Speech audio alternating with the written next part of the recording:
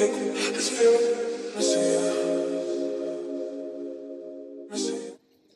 guys, welcome back to my channel. If you watched my last video, we talked about the fact that we did not kiss before marriage. So if you didn't watch that one, be sure to go back and check that one out.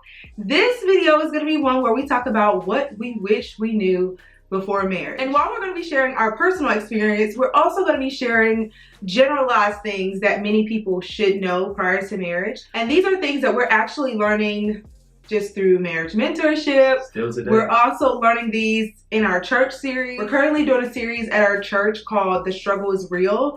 So we're talking about this. This was actually one of the topics and we did it for 2 weeks. So we're just going to share insight from what the church has shared and then also just things that we're learning just through our journey and being married for almost 2 years.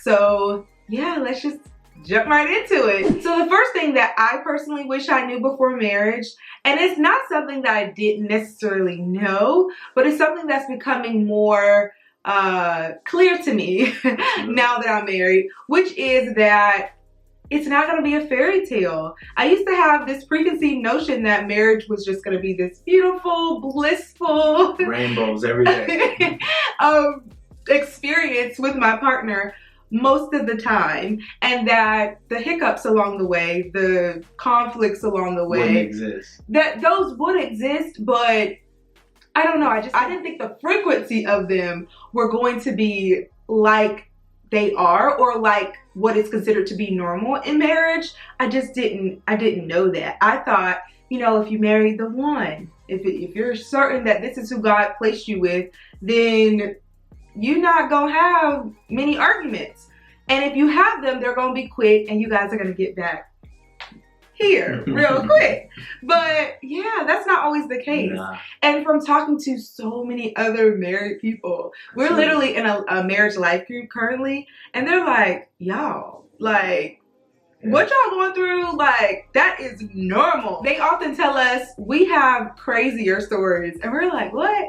They're like, yeah, that's normal, that happens. So just this notion of, you know, if I marry the one, it's gonna be roses and rainbows all the time. And for those who follow my channel or became aware of my story related to me being a virgin, and I've seen it in the comment section, you feel that if you're a virgin and you save yourself for marriage, then you're exempt to conflicts. You're just gonna have the most blessed, amazing marriage. And that's not necessarily true. Amazing is gonna be defined by how well you work at building this. Absolutely. Rather than looking at it from the stance of the amount of arguments we have. It's not necessarily based on the frequency or the extent of the arguments or the conflicts that you have. It's really based on you all not giving up on each other and how much work you're both individually putting in and collectively putting into building this amazing partnership that God has destined. And I think if it was so that everything was going to be great, why mention richer or for poor? Yeah, better in or the for vows. worse? You're right. If it's all going to be great, just say for better or for better, because it's never going to be worse, right? Because this is a fairy tale, remember? Yeah. So those vows, like those words were spoken within the vows for a reason, because there will be, you know, valleys and mountaintops. So you just have to put in the work and hopefully, you know, you grow from those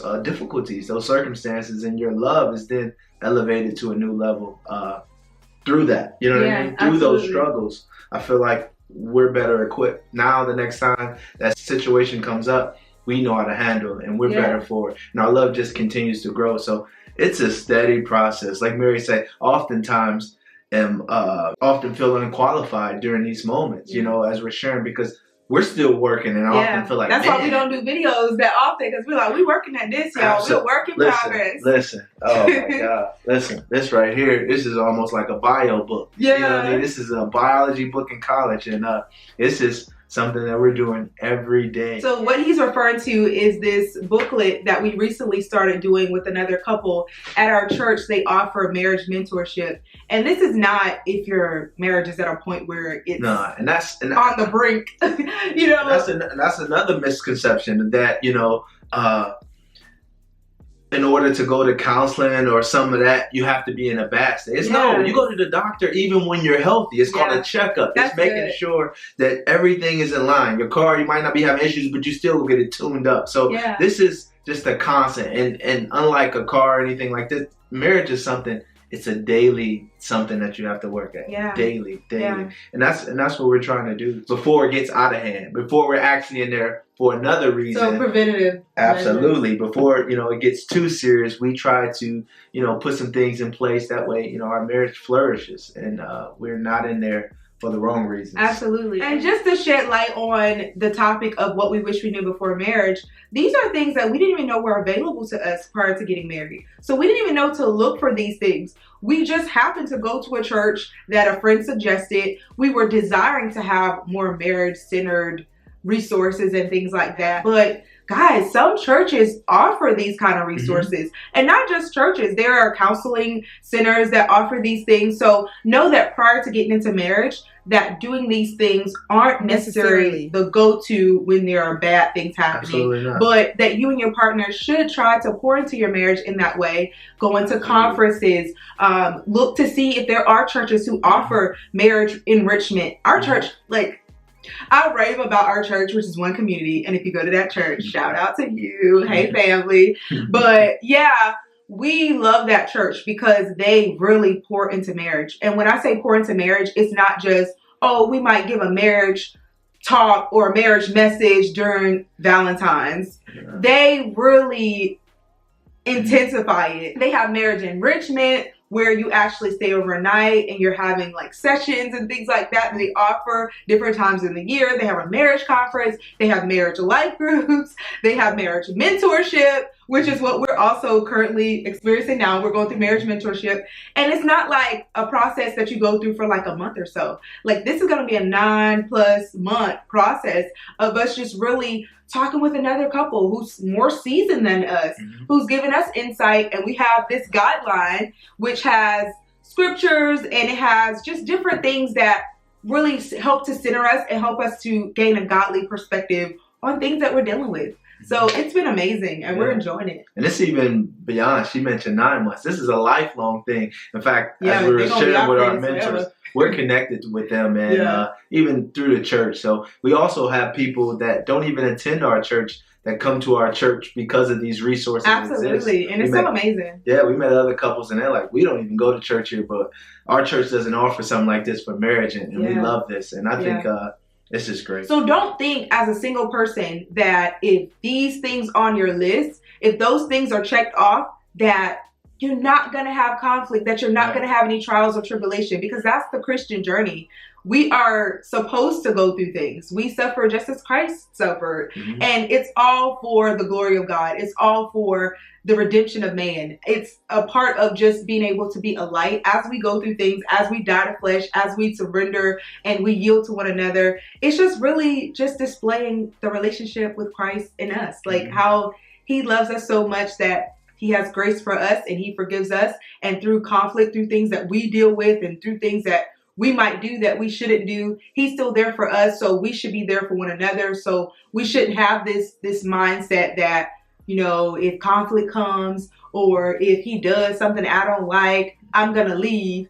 No, it's a consistent task that we've been challenged with to just continue to love each other, to continue to push past whatever it is that we're facing, because we're supposed to be showing the world what it looks like to truly be loved like Christ loves us. So that's what we're doing, and that's what we've been working towards for as long as we've been married, And we're going to be working on it for the rest of our lives. Forever. But it's important that you know that it is normal to have conflict, because I didn't know that, y'all. I was constantly frustrating myself, man, why are we dealing with that? We should be dealing with that. Or if we're dealing with it, how we respond to it should be differently. So that was frustrating me. So a lot of these things that we're learning in our marriage mentor sessions and also during the series, if you guys are in the Dallas area, feel free to stop by our church, because they're going to be plugging it. Yeah, it's amazing.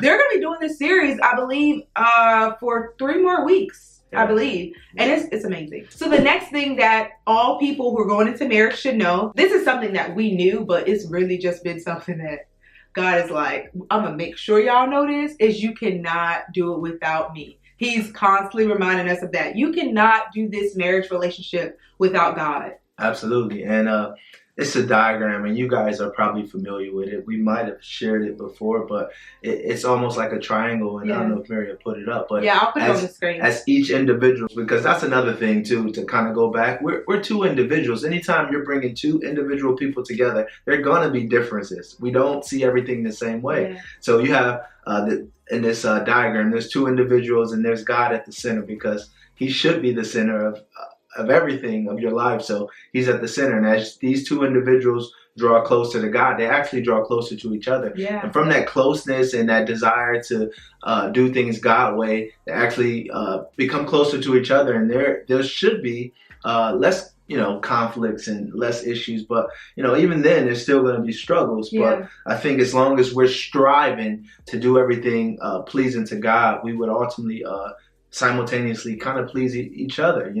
As a man, I'm called to love my wife as Christ loved the church, and vice versa. She's called to honor me, in that manner as well. So it's just very important that we have that picture, and that picture is just a great representation. It is. It's so good. That triangle, like I said, as you move closer to God, it's a vertical relationship, right? As vertical marriage. Vertical marriage. That was another thing. Yeah, we recently watched a video on vertical marriage and just how this relationship, as my relationship with Christ grows stronger, as his relationship with Christ grows stronger, that we ultimately draw closer to God, and as we're growing closer to God, we're gaining a closer bond and connection to one another. Right. And all of our perceptions, our mindsets, are just all the things that have been conditioned in us.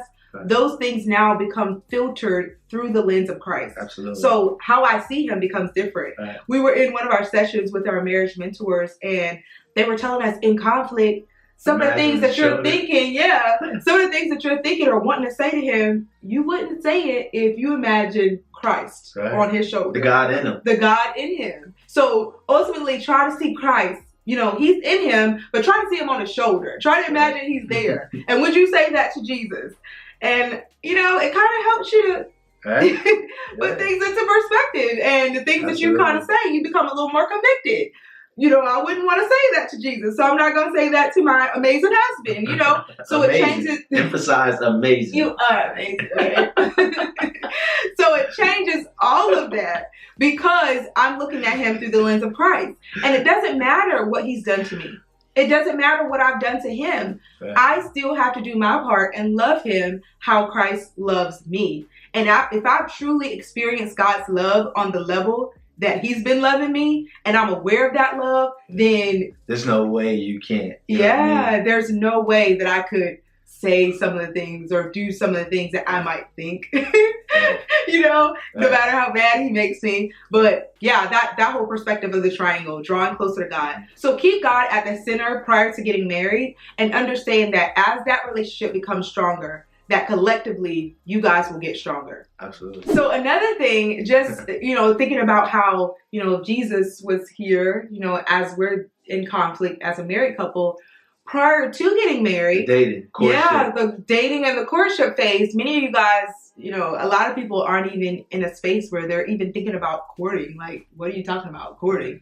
And courting is pretty much, it takes dating a step further. It's not just, I'm getting to know someone, or I'm in a committed relationship with an individual just based on just being in a relationship, and it has no bearing on the future. Right. But if you're in a courtship relationship, it's intentional towards marriage. Absolutely. So the questions you're asking, the things that you're doing, it's geared toward marriage. So it's shaped in that way versus just, I'm just casually dating this person because I like him and he's cute. Right. That type thing. But Pastor shared a perspective on Sunday that I was like, oh, that's different, but I like that. True. It's so amazing. He was saying that when you date an individual prior to marriage, if you look at them as Christ looks at them, where we're all family. Brothers and sisters. We're brothers and sisters.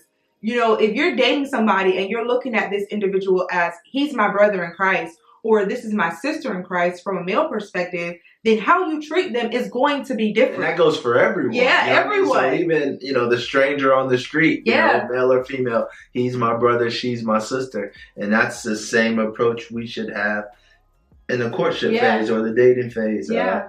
I'm not going to talk to her sideways because that's my sister. I have a loving relationship with her. So there's going to be a sense of honor towards that person based on that thought process. Yeah, that either this person's my brother, my sister, or this is my husband or my wife. So it becomes a stance where now you look at them from a godly perspective. So that's just kind of the shift that's made. And that kind of goes back into the notion of like, even if things weren't to work out, because you may court, you may date someone, and you discover that it didn't work out for whatever reason.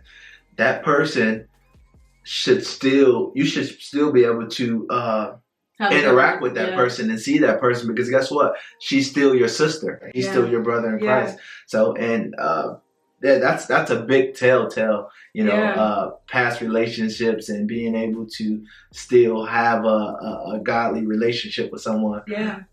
So if they go work out. Yeah, so if they go and marry somebody else, you're not sitting back, and I did a video on this years back. Yeah. That perspective is good. If they go and marry somebody else and you're not married yet, or if they're now dating somebody else and you're not in a dating relationship, because it's your brother or your sister, you don't celebrate with that person. Absolutely. You won't have that selfish mentality of, they didn't marry me or what, because it's your sister, it's your brother. You look at it that way. In relationships, aside from looking at the person from a sister or brotherly stance, that you shouldn't just base your desire for someone or your interest for someone just off of physical attributes.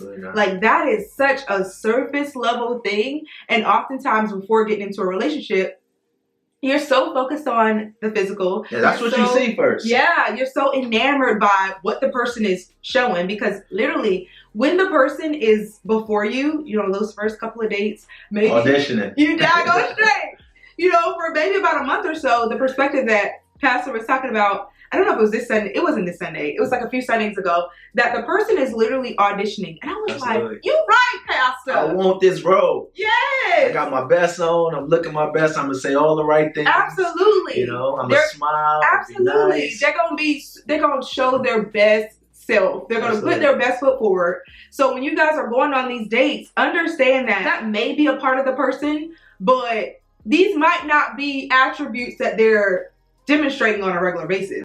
This might just be something that might come out on special occasions. So like on these first few dates, because you're so focused on the physical, you're so focused on, all this stuff that he's saying he has that he might not even have. You're so focused on these things, or just enamored by this shallow stance, that you've gotten to a point where they put a ring on it and you've married this person not knowing who they truly were. You didn't ask the right questions. You didn't ask the right questions. You didn't dig. You gotta dig, y'all.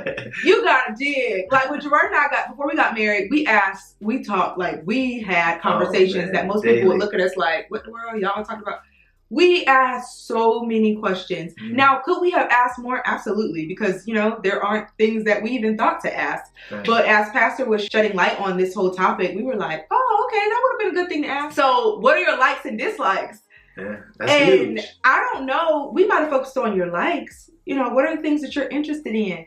We delved into that. But I don't think we really delved into what are your dislikes. And that's huge. That's probably even more important than what you like. Because if I can't stand something and Mary is constantly doing it, it ain't going to work. Yeah. And vice versa. And it might work, but you're going to frustrate yourself because you didn't know this prior to getting married. And now you're married to this person and it's just something that they do. And so they're doing it over and over again and you're agitated. Because, But this is me. No, this he wasn't doing this before marriage. You didn't see this before marriage. Or you were so enamored by the physical. You were so enamored by the auditioning Jerard or the auditioning person that you didn't ask, what do you dislike? What gets under your skin? You got to ask those questions because you're going to be frustrated. Another thing was relationship status. Absolutely. You gotta be very clear, you know, is this an exclusive thing? Yeah. What are your intentions? Have you been married before? Absolutely. Because, you know, it could be baggage from a previous marriage, or, you know, it's a ton of questions of, you know, you have to be clear and upfront about that. And then often with relationship status, we just focus on, are you single? Right. And you don't define or qualify what single looks like to that man or to that woman. Right. They might think I'm single, but I'm not single ready to commit to a relationship. I'm single and I'm dating you, but I'm also dating him and her. And, you know, you have to qualify that. You know, what is your relationship status? Are you divorced? And if you are divorced, Pastor said, does the person have keys to your house? Like, you got to ask, go deep, guys. Yeah. Don't do these surface level questions, because you're going to be frustrated. I think he even went as far as, and I don't know, this might be, did he say, like, to be able to talk to that other person? Yeah, he did. He was like, maybe you need to talk to the ex. You know, ask them, how was that relationship? Right. Why'd y'all break up? That could be a telltale of things to come in your relationship. Absolutely. But often that's something we feel like, oh, you don't need to know about my past relationship.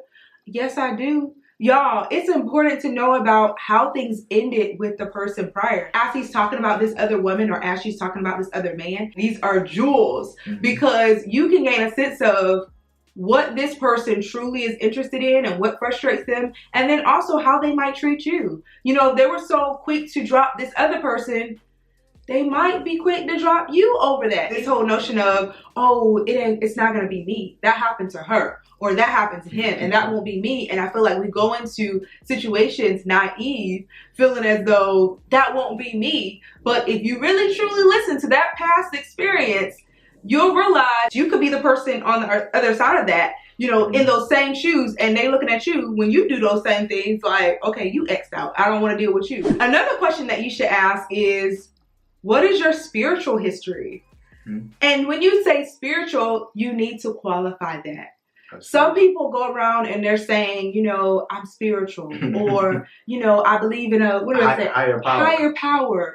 Or what is it? Or they even say God. And I didn't even think about this. Like, I hear people saying, oh, I believe in God. But you need to figure out what God they believe in. Because not everybody believes in the same God you believe in. That's going to become an issue once you get into marriage. If he's serving this God, you're serving this God, and you're trying to figure out, okay, what church do we go to? How, you know, are we going to meditate? What are the things that, you know, you really don't know. So you have to really qualify that prior to getting into marriage. And, you know, kids are going to be a part of the equation, most likely, if that's a desire of both of you all. So if you now bring kids into it, that child is going to be confused because they have no idea. You got two adults, you know, going different ways. Yeah, they're not going to know, like, who we serving. You don't know. Right. You know, so that's something that you have to figure out. And if he's saying, you know, I go to church, you know, how often do you go to church? Why you make the dude sound like that? Or the what? See how she do us? I feel like that's how they talk. We don't talk like that. We tell it like it is. I feel like that's how they talk. But they'll often say, oh, well, I go to church, and you'll leave it there. You need to figure out how many times you go to church. You just go on Easter Sunday. You know, because that's the... I'm always in there. Yeah, like, you just go when there's a funeral. How often you go to church, bro? Like, you need to figure that out. And the woman, too. You need to figure those things out, because if this is a relationship that you feel like is a God-centered relationship, or a relationship that you want to lead to marriage, you got to realize marriage is not a contractual agreement. It is a covenant. It is a covenant, and a covenant is something that's binding. It's a binding agreement between two parties. Yeah, because it's this agreement not only with my wife and I, but with God. We're less likely to just throw the cards in when things get rough. This is something that we vow with God to do. And it's binding. Until death do us part, there is no way out of it. Yeah. And, it's a permanent agreement. That's a distinct difference between the contract that you can buy your way out, or you can void. You might pay a little extra to break that lease, but you can break it. Yeah. You know, but this isn't. It don't work like that. Yeah. So you need to understand that. So understanding how serious marriage is and how sacred it is prior to marriage is going to set the tone for so many other things. So, you know, you won't enter it lightly. You won't just focus on, you know, these minor details of, you know, oh, he got a nice house, he got money, or he fine, you know, he got a nice body. Those won't be the things that you just focus on, because those are bigger than that. They're so minute. Those don't even matter. You know, it's so much more to marriage than that. So this is a covenant. I think you ain't going nowhere. Absolutely I'm not not. going anywhere. I think I don't know if it was you and I, but so we were talking, and somebody said, you know, marriage isn't about like who you're gonna spend your life with. It's actually who you're gonna die with, because yeah, that's good. You know what I mean? Think about it that way. You know, it ain't like, you know, I'm just signing up to do life with. I'm planning to die with, you know, so it's bigger than that. So that's so you have good. to be. I almost cried, love you. Yeah. Who was that? I can't remember. It might have been one of the videos we were watching. I don't know. Yeah, but that's pretty deep when you think of, like, I signed up to die with her. You know what I mean? And that's. And Kenneth said that the perspective with the husband is that his job is to die for his wife. You know, because Christ died for us, and so if he's supposed to love me as Christ loved the church, then he died for the church. He's not doing anything unless what he's doing is causing him to die. It's causing him right. If I'm still breathing, I ain't done enough because he died for us. Yeah, I was like, you better tell him. That's powerful. You gotta think about that. That's powerful. Like I'm still. How can I match up to his love for the church if I'm not dying? Like, you know. Yeah. And like I said, if I'm breathing, work hard for me. You know what I mean? I ain't done nothing yet. Yeah. You know. You know, the male might complain about, you know, oh, she want me to do this, she want me to do that. I got a motor law, I got to do, you know, and he's like, still breathing. You still breathing, right? You know, so you good. You got a long way to go. Yeah. I was like, wow, so it's all perspective. That's just crazy. Like truly thinking about it from the lens of Christ. It just changes everything. And we'll just quickly wrap up, because I don't want the video to be super long, but just some other things that you should keep in mind prior to marriage is that you should have the mindset that praying together should be a regular daily routine. Also trying to spend time with God together. You know, communion with God is gonna, as we shared the triangle, you know, that's gonna, as you draw closer to Christ, you're gonna draw closer to each other. So trying to, you know, infuse that into your week as well is gonna be something that's good. Also having the mindset that dating is not just for the beginning stage. It's not just not a precursor to marriage, but that's something that you should do well after you're married. You know, so men out there, women out there, you all date your spouse. You're supposed to date regularly, and that's something we're truly working on right now. It's kind of cool. And if y'all have any ideas, like, give them down in the comment section if you live in the Dallas area, because we're trying to find new things to do. So my task for this week and next week, I'm chilling. He's so funny. He's like, I ain't driving. But I'm tasked with this week planning date night. So this weekend, I have to plan what we're going to do. And I'm like, what in the world can we do? She finally get what I'm going through a lot of time, trying to figure out something for us to do. Yeah, so I have to plan our date night for this week and next week. And then it's going to be his time. So we do it for 2 weeks. Yeah. So that's something you need to keep in mind. You need to date your spouse. It's just going, like, marriage is not supposed to be something that's stiff and, you know, where you guys are just roommates, where you're barely talking. Like, you need to have fun together. So keep that in mind. And then lastly, you're pouring into your marriage. Attend the conference. You know, as Mary and I stated, we're doing things in our marriage now before we actually have problems, you know what I mean? So we're in marriage mentorship. We've already signed up for the marriage enrichment conference in July. So we're already planning of things to pour into our marriage, you know, so. Yeah. And life groups and things like that are also things that are Those offered. are all great. So and that's you know, just being around like-minded couples, and it lets us, as Mary stated earlier, see that you know, we're not going through this, you know, on our own. Everyone else's experiences. And then also, we can also get feedback from them and encouragement. Absolutely. And it's just awesome. It's just awesome. Yeah. It's been a blessing. Just the entire One Community family, all around. It's been amazing. Yeah, we wish that we had insight to these things prior to getting married. And as we feel compelled, we'll share more of the things that we're learning. But I hope that you guys learn a lot from this video. Some of the things that we've been learning at church and just through our sessions with our mentors, we're like, great day. Like, we didn't know those things. But we hope that you all... Bio book. It's a thick book of things that we're learning and disciplines and things that we have to do during the week, which are great because they really help to strengthen our marriage. But we hope that you all enjoyed this video, that you learned something. And if so, drop something down in the comment section. Let us know what spoke out to you most. And if there are any things that from the video we shared you had no idea about, and you're happy that you now know before getting to marriage, or if you're already married and you're like, man, girl, I wish I knew that before, I got married. But we love you guys. We look forward to hearing your comments and feedback. Be sure to like, comment, and subscribe, and we will see you all in our next video. Bye, guys. Bye, guys.